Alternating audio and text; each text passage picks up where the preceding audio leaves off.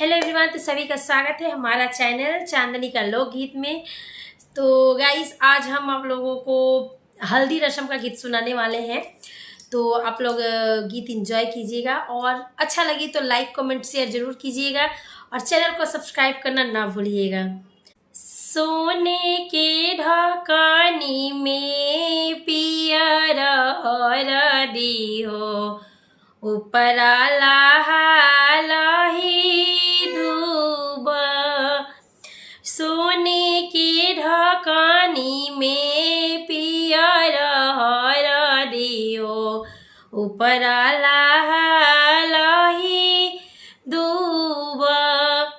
पहिले चढ़ावेले पापा हो कवनी पापा, पाछे सकल सब लोग।